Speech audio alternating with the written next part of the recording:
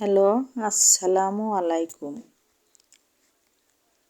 আমি কিছু শিক্ষণীয় কথা বলবো। অবশ্যই আপনারা সবাই মন দিয়ে শুনবেন এবং অন্যকে শোনার সুযোগ করে দিবেন। মা বাবাকে নিয়ে কিছু কথা। যখন সন্তানরা ছোট থাকে তখন মা বাবা মনে করে খেয়ে না খেয়ে কষ্ট করে কবে বড় করব, কবে বড় হবে। এই যে মধ্যবিত্ত ফ্যামিলিদের সন্তানরা এইভাবে কষ্ট করে বড় করে, বড় হতে হতে এক সময় হয় কি জানেন, যখন তারা উপযুক্ত সময় হয় তখন কি হয়, তখন বাবা মায়ের চেয়ে তাদের বুদ্ধি জ্ঞান আবেগ বেশি হয়ে যায়।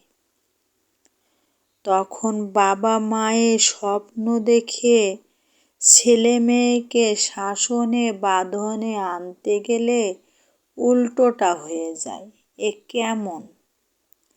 তখন তো সন্তানরা বোঝে না, তখন তো সন্তানরা বোঝার চেষ্টাও করে না যে কেন আমার বাবা মা আমাকে এমন করে বাধ্য করে রাখছে।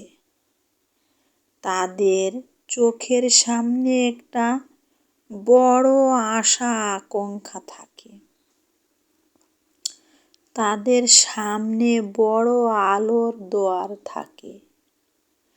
তারা ভাবে যে আমাদের সন্তানদের নিয়ে আমরা যেন এই আশা পূরণ করতে পারি। সে জীবনের উপরে যতই ঝড় বয়ে যাক না কেন, কিন্তু সেই সব আশা আকাঙ্ক্ষাগুলো সন্তানেরা বুঝতে চায় না। এই যে কেমন কষ্ট করে, এত যুদ্ধ করে ছেলে মেয়েকে আজকে লেখাপড়া শিখিয়ে অনেক দূরে নিয়ে যেতে চায়, কিন্তু ছেলেমেয়েরা যুগের সঙ্গে তাল মিলিয়ে স্ট্যাটাস গড়ে তোলে। তখন বাবা মায়ের সঙ্গে বিশাল অশান্তিতে গড়ে তোলে। সেই সন্তানদের মানুষ করতে গিয়ে বাবা মায়ের চোখ দিয়ে অশ্রু ঝরে।